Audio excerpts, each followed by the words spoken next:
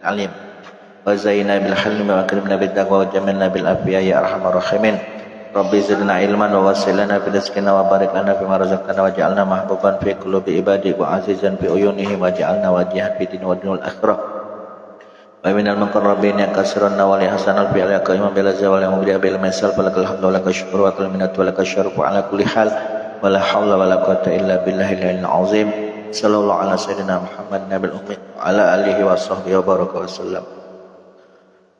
Alhamdulillahi rabbil alamin. Qala al-musannifu rahimahullah rahmatan wasi'ah.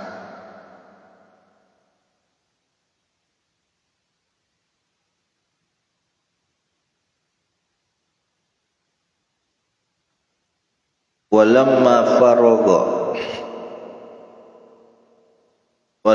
faragha min imamatihim,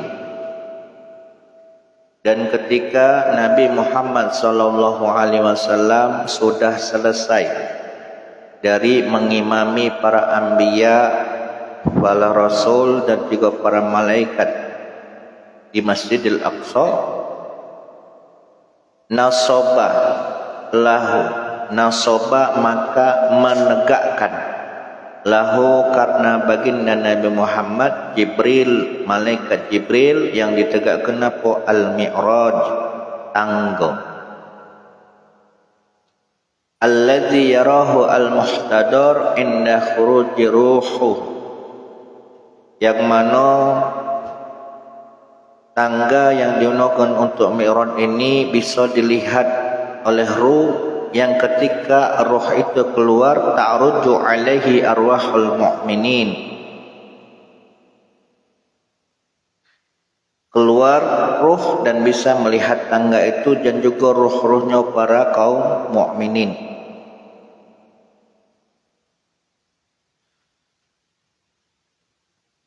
Min bani Adama, yang masih keturunan baginda Adam alaihissalam. Wa huwa li jasadi nabiyina khassah, yang mana tangga itu digunakan dikhususkan untuk jasadnya baginda Nabi Muhammad sallallahu alaihi wasallam, wali arwahil mu'minina ammah, dan umum bagi rohnya orang-orang mukmin. Kenapa demikian? Kenapa ketika Nabi Mi'raj itu dipersiapkan tangga? Wazalika litashrif wa ta'zim. Tujuannya karena untuk memuliakan dan mengagungkan.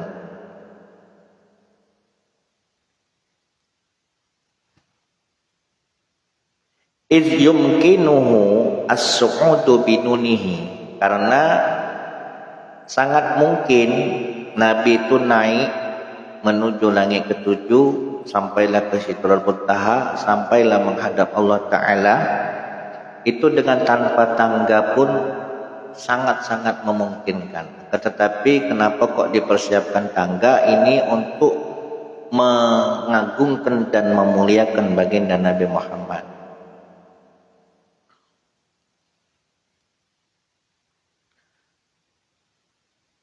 A'lahu ila fawqis samawat, yang mana tingginya tangga ini sampailah ke atas langit, wa asfalahu ala suhra, dan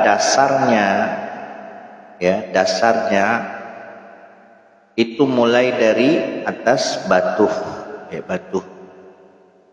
yang mana batu ini tadi tempat untuk nancang, ikat atau tempat parkirnya buruk. Li'annaha abdalu ma fil masjid, karena batu tersebut termasuk yang paling istimewa ada di Masjidil Aqsa. Wa huwa minal jannah, dan batu tersebut berasal dari surga. Walam tara al khalaiqu ahsanu minhu, dan seluruh makhluk tidaklah melihat tangga yang paling indah daripada tangga yang digunakan oleh baginda Nabi Muhammad untuk perjalanan Mi'raj. Lau nazarat ilaihi lahu miraqun muta'addidatun. Lau nuzirat, kalaulah seandainya dilihat, dipandang anak tangga daripada tangga yang digunakan untuk mi'raj itu mirakun muta'addidatun, ya, anak tangganya bertingkat-tingkat. Yuqalu lahu al-mi'raj, dan tangga tersebut dinamakan mi'raj. Wa muraqihi mukhtalifatun, dan anak tangga itu mukhtalifatun, anak tangganya itu bentuknya, warnanya berbeda-beda. Li'annaha marqatun, lafaz marqa bi fathil mim, dengan di fathah mimnya, min zahabin, ada yang terbuat dari emas. Wa fawqaha marqatun min fiddah, dan di atasnya anak tangga yang terbuat dari perak. Ada yang terbuat dari emas dan di atasnya lagi terbuat dari perak. Wa hakaza, dan seterusnya. Wa ahadu janibaihi, dan sisi daripada dua tangga tersebut yakutatun hamra, terbuat dari intan yakut yang berwarna merah. Wal akhar zamrodatun khadra, dan sisi yang lainnya terbuat dari intan zamrud yang berwarna hijau. Wa huwa minal jannatil firdaus, dan tangga tersebut berasal dari surga firdaus. Wa muraqsa'un bil lu'lu' wa ghairihi min ma'adinil jannah, dan tangga itu bertahtakan mutiara dan juga bertahtakan perhiasan-perhiasan yang indah yang terbuat dari surga, yang berasal dari surga. Wa an yaminihi malaikatun, di sebelah kanan baginda Nabi didampingi oleh malaikat. Wa an yasairi malaikatun, dan juga di sebelah kirinya beliau pun didampingi oleh malaikat. Jadi dikawal, dipersiapkan tangga yang istimewa yang tidak pernah dilihat oleh makhluk, yang mana tangga ini berasal dari surganya Allah, surga Firdaus. Tangganya ini bertahtakan mutiara yang indah dan berbagai macam perhiasan surga. Yang anaknya tangganya tadi terbuat dari emas dan perak. Lalu selanjutnya beliau ketika menuju ke atas, langit pun didampingi oleh dua malaikat. Tujuannya apa? Ta'ziman, sebagai bentuk mengagungkan, sebagai bentuk penghormatan limat lubil malikil azam, kepada nabi yang memang diperintahkan oleh Allah untuk menghadapnya, zat yang maha agung. Wa kullu marqatin minhu masiratu 500 amin. Setiap anak tangga, tingkatan-tingkatan tangga tersebut itu masirata 500 amin. Perjalanan kira-kira 500 tahun. Qadrama bainas sama'i wal ard, jarak antara langit dan bumi. Wa jumlatuhu asyaratun miraqin, dan jumlah anak tangganya, dan jumlah tangganya itu 10 tingkatan. Wahia asyaratun ma'arij, jadi 10 tangga. Summa su'ida fihi huwa wa Jibril, lalu kemudian Nabi pun naik tangga tersebut dan juga didampingi malaikat Jibril. Hatta intahaya, sehingga keduanya sampai ila sama'id dunya, ke langit dunia. Naik tangga bersama Jibril sampai ke langit dunia. Fastaftaha, lalu kemudian keduanya, Nabi Muhammad didampingi malaikat Jibril, meminta untuk dibukakan pintu langit. Fa futiha lahuma, maka dibukakanlah pintu langit untuk keduanya. Wa hakaza ila sabi'ah, hingga sampailah langit ketujuh. Jadi setiap pintu langit dibuka pintunya sampai ke langit ketujuh. Wa ra'a fis sama'il ula, dan ketika Nabi Muhammad SAW berada di langit pertama, beliau pertama kali melihat siapa yang dilihatnya? Adam, Nabi Adam alaihissalam. Wa ra'a an-naila wal furat, dan di langit pertama itu terjengoklah Nabi Adam dan juga Nabi nyengok sungai Nil dan juga sungai Furat. Jadi sungai Nil dan sungai Furat itu sumbernya itu di langit yang pertama. Wa ra'a fis saniyah, lalu baginda Nabi Muhammad SAW melihat di pintu langit yang kedua Yahya wa Isa, atau Nabi Yahya dan Nabi Isa. Di 7 langit ini yang didiami oleh 2 nabi itu cuma di langit kedua, yaitu Nabi Yahya dan Nabi Isa.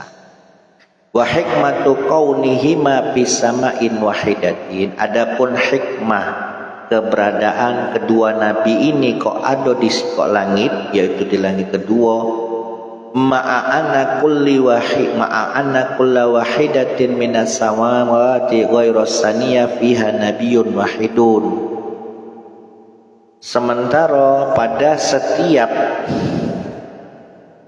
satu daripada beberapa langit selain daripada langit kedua, di dalamnya cuma ada si kok nabi baik. Tapi kok kenapa di langit kedua dijaga atau ditunggu oleh 2 ekor nabi, yaitu Nabi Yahya dan Nabi Isa? Hikmahnya adalah Anna Isa yanzilu akhiraz zaman. Kenapa nanti di akhir zaman Nabi Isa akan turun ke dunia.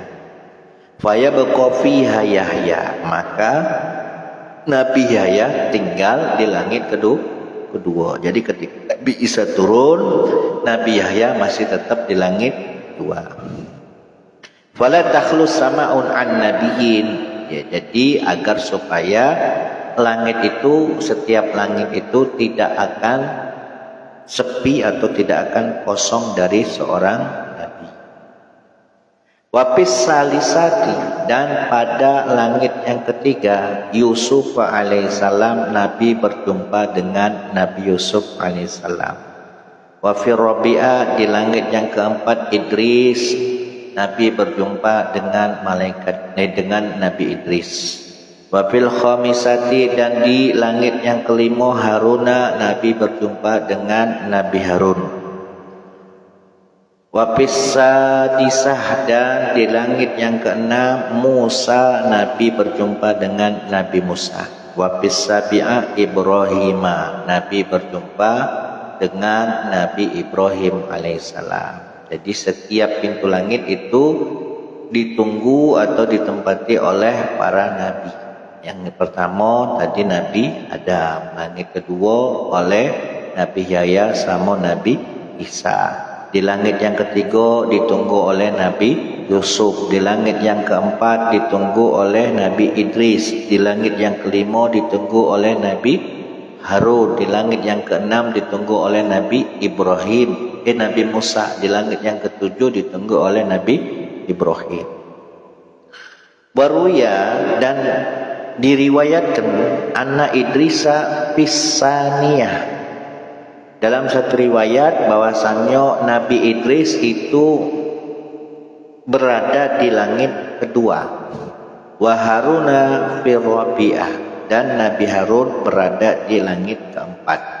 Wa Ibrahim pisadisa, dan Nabi Ibrahim berada di langit keenam.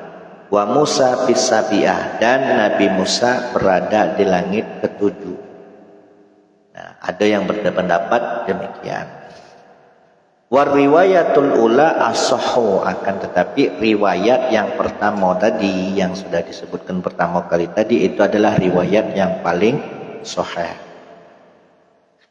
Au yujma' bainar riwayatini, atau seandainya digabungkan atau disimpulkan antara dua riwayat, bi annahu ra'ahum bis su'udi ala kaifiyatin, bahwasanya Nabi Muhammad sallallahu alaihi wasallam melihat para nabi-nabi yang telah disebutkan tadi ketika naik, ketika mi'raj itu ala kaifiyatin, berada di tempat masing-masing yang memang sudah ditentukan tadi, yang sudah disebutkan tadi. Wafil hubuti, dan ketika turun ala kaifiyatin akhar, bertempat tapi berbeda dengan ketika Nabi naik tadi. Pas balik itu berpindah. Wa hikmatu takhassus haula'i bil liqa, adapun hikmah dikhususkannya baginda Nabi Muhammad sallallahu alaihi wasallam berjumpa dengan para nabi-nabi yang ada di langit tadi. Kan jumlah nabi itu, nabi dan rasul itu kan semuanya ada 100. Jumlah nabi itu kan jumlahnya ada 124.000, dan yang menjadi rasul ada 313. Nah, tapi kok hanya berjumpa dengan 8 ikut nabi baik di pucuk langit tadi? Hikmahnya apa? Al-isyaratu, sebagai bentuk isyarah. Bikullin ila ma sayaqaulahu, bahwasanya setiap nabi yang Nabi Muhammad sallallahu alaihi wasallam jumpai di langit tadi itu mengalami hal yang sama seperti yang dialami oleh baginda Nabi Muhammad sallallahu alaihi wasallam. Mimma yunasibu ma waqa'a likulli minhum. Jadi setiap yang terjadi pada nabi-nabi yang disebutkan tadi, yang berada di langit tadi, kejadian mereka, perjuangan dakwah mereka itu juga pernah dialami oleh baginda Nabi Muhammad sallallahu alaihi wasallam. Al-ikhraji min Makkah, seperti halnya ketika Nabi Muhammad SAW keluar dari kota Makkah, faridan, dalam keadaan sendirian, wal audu ilaiha bi junudin kasiratin, sementara ketika beliau kembali lagi ke Mekah itu dengan jumlah yang banyak. Keluar dari Mekah sendiri, ketika kembali dengan ke Mekah itu dengan jumlah pasukan yang banyak. Kama waqa'a li Adam, sebagaimana hal tersebut juga terjadi pada baginda Nabi Adam alaihissalam, haitsu ukhrija minal jannah, ketika beliau dikeluarkan dari surga, wahidan, dalam keadaan sendiri, wa sayaudu laha binyududin. Namun ketika beliau kembali lagi ke surga, maka dengan membawa pasukan yang banyak juga. La tuhsa, yang tidak terhitung jumlahnya. Wa ka mu'adatil yahudi lahu, dan seperti halnya permusuhan orang Yahudi, bermusuhnya uang Yahudi lahu dengan baginda Nabi Muhammad SAW awailal hijrah, pada permulaan hijrah, kama adat Isa, sebagaimana permusuhannya Nabi Isa, wa aradat qatlahu, bahkan bangsa Yahudi ingin membunuhnya, wa kama adat Yahya, sebagaimana juga permusuhan yang pernah terjadi atau yang pernah dialami oleh Nabi Yahya, wa qatalahu, bahkan sampai-sampai orang-orang Yahudi juga ingin membunuhnya, wa kamu adati ahluhu sallallahu alaihi wasallam, dan juga sebagaimana Nabi Muhammad pernah juga dimusuhi oleh keluarganya, kerabatnya, lahu wa ruju'ihim ila mahabbati, akan tetapi setelah dimusuhi, ketika mereka mengenal Islam, mereka kembali kepada Nabi, ila mahabbatihi, untuk mencintai baginda Nabi Muhammad SAW. Awalnya memusuhi, dan pada akhirnya cinta. Kama raja'a qaumu Haruna ila mahabbatihi, sebagaimana juga pernah dialami oleh kaumnya Nabi Harun. Harun dulu pernah dimusuhi oleh keluarganya dan kini kaumnya mencintainya. Wa ka mu'alajati qaumihi, ya, dan juga seperti permusuhannya, permasalahan yang pernah dihadapi oleh baginda Nabi Muhammad SAW, kama alaja Musa qaumahu, sebagaimana dahulu juga pernah persoalan atau permasalahan kaumnya Nabi Musa terhadap Nabi Musa. Wa katamakkunihi mim Makkatin wal Ka'bah,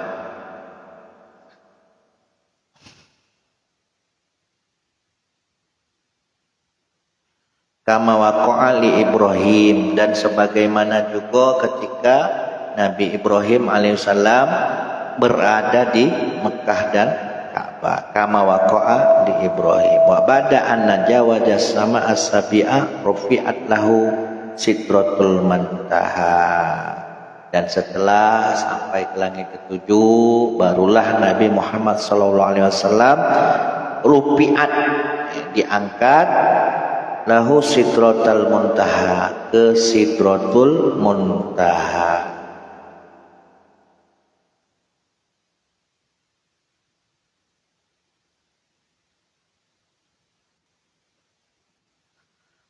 Fara'aha, lalu Nabi Muhammad SAW pun melihat sidratul muntaha, hiya ala hadhihi riwayat, sebagaimana riwayat ini. Wahia ala hazi riwayat bis sama'i sabi'ah.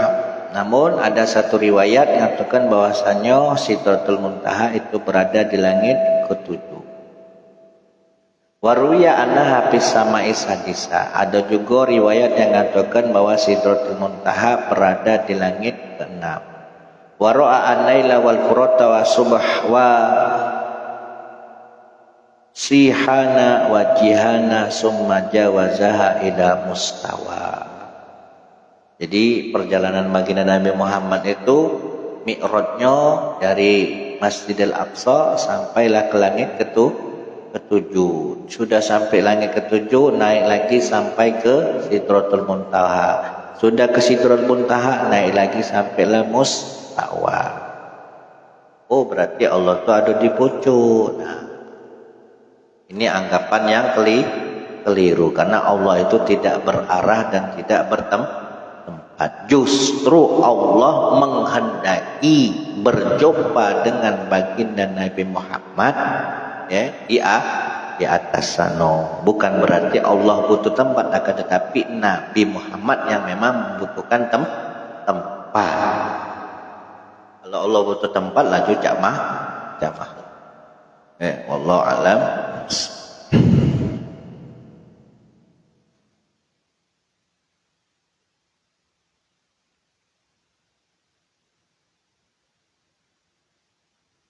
Bismillahirrahmanirrahim.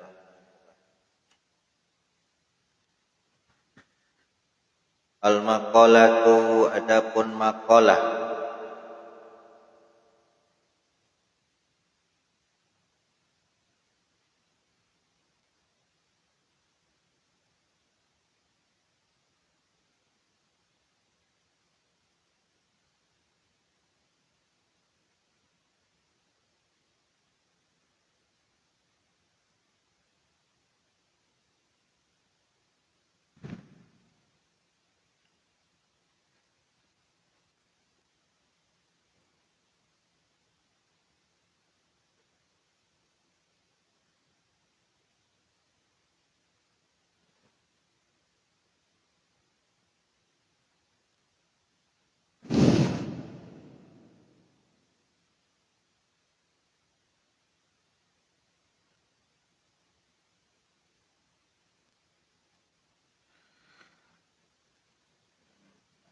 Wal maqalatu, adapun maqalah at-tasi'ah yang ke-9, wal ishruna 20. Berarti berapa? 29.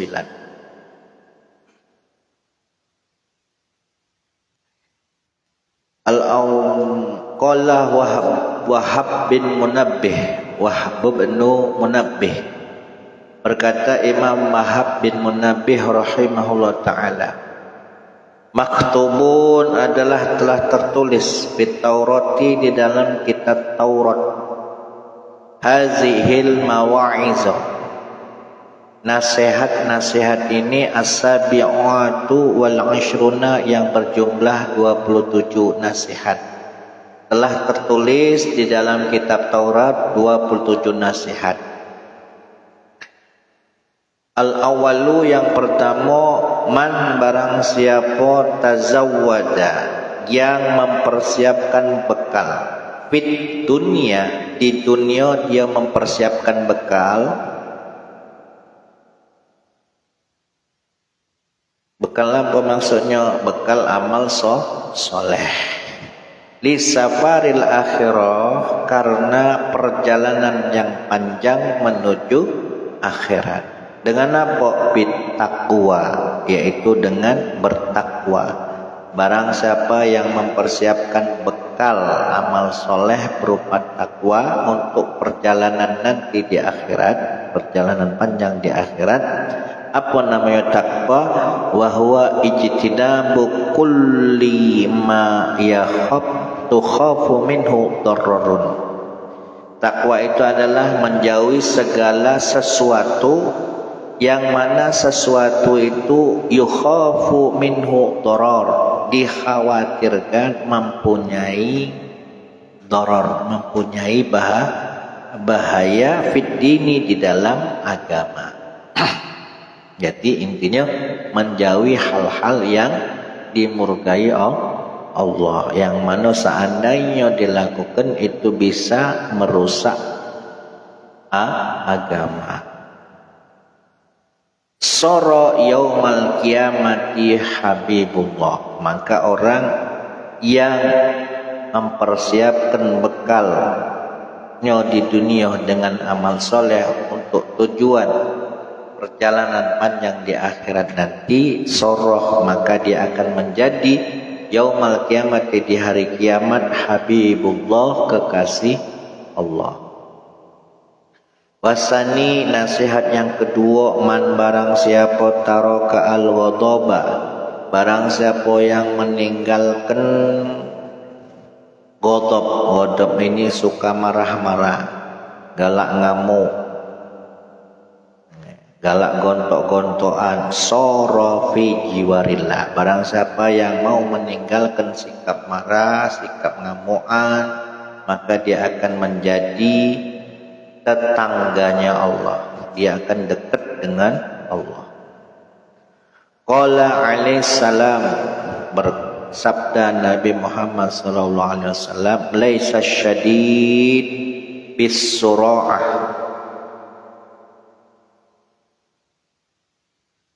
bukanlah termasuk orang yang kuat itu adalah orang yang suka bebala. Apa bahasanya? Berkelahi. Innamasyadid, sesungguhnya orang yang kuat adalah allazi yamliku nafsah, orang yang mampu menguasai dirinya indal ghadab, ketika marah, ketika emosi bisa dinetralisirnya, bisa ditahannya. Waruya, dan diriwayatkan annahu sallallahu alaihi wasallam qala, man barang siapa kaffa ghadabahu, yang mampu menahan sikap marahnya, menahan emosinya, kafallahu anhu azabah, maka Allah akan menahan darinya azabahu, siksanya. Wasalisu, nasihat yang ketiga, man barang siapa taraka hubbul aisha fid dunya, barang siapa yang meninggalkan kecintaan akan kehidupan di dunia, bi alla yuhibba tama'tu fiha, yaitu dengan cara dia meninggalkan, atau dengan cara dia tidak senang, tidak suka dengan bersenang-senang dalam kehidupan dunia. Soro yaumal kiamati aminan, maka dia akan menjadi orang yang aman, barang siapa yang meninggalkan sikap dengki soro yaumal qiyamati mahmudan ala ru'usil khalaik, maka orang tersebut akan menjadi orang yang terpuji di hadapan seluruh makhluk nanti kelak di hari kiamat. Orang yang mau meninggalkan sikap dengki. Dengki itu apa dia? SMS. Tidak senang melihat orang susah, susah melihat orang senang. Itu SMS. Qatala ahaduhuma, sesungguhnya salah sikok dari kedua ini tadi mau membunuh sahibahu, saudaranya itu karena apa? Karena hasad, karena dengki. Siapa putra Nabi Adam? Qabil dan Habil. Tak terima tengok Habil dapat bini belaga.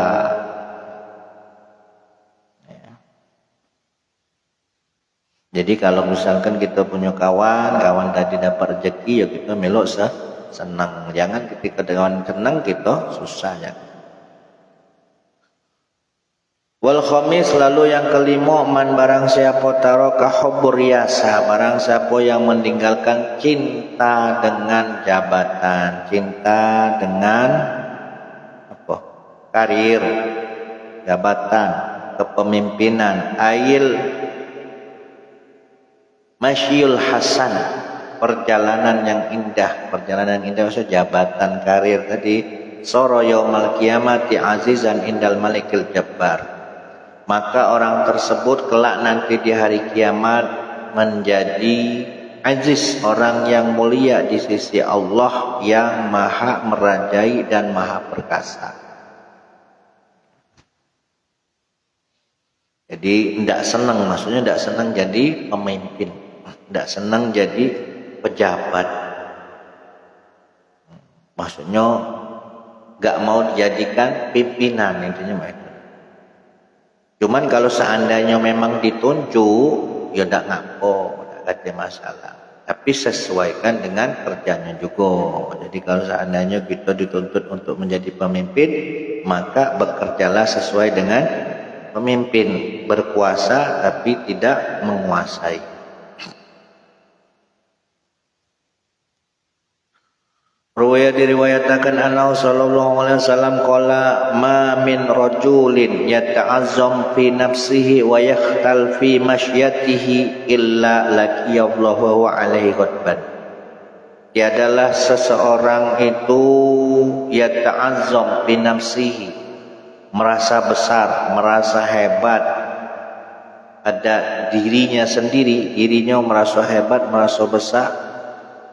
Wa yakhtalu fi masyatihi, dan dengan angkuhnya, dengan tongkaknya dia berjalan, karena dia berkuasa, illa laqiyallahu wa huwa alaihi ghadban, melainkan ketika Allah berjumpa dengan Allah, ketika dia berjumpa dengan Allah, orang yang sombong tadi, dengan jabatannya, dengan kepemimpinannya, wa huwa alaihi ghadban, maka tidaklah dia berjumpa dengan Allah melainkan Allah benci kepada dirinya. Rawahu al-Imam Ahmad wal Bukhari wal Hakim. Hadis riwayat Imam Ahmad, Bukhari dan Imam Hakim. Yang berlebih-lebihan. Nah, ini kalau seandainya ditinggalkan sikap berlebih-lebihan ini, ditinggalkan baik dalam segi ucapan, baik dalam hal harta maupun jabatan, dia nanda bermusuhan. Qala sallallahu alaihi wasallam, man barang siapa taraka al-mira, yang mau meninggalkan sikap mira ini tadi, ya nanda kalah, meninggalkan sikap nanda kalah, nak menang tulah. Sementara dirinya adalah salah, orang yang mau meninggalkan sikap mira ini tadi, dan dia tahu bahwasanya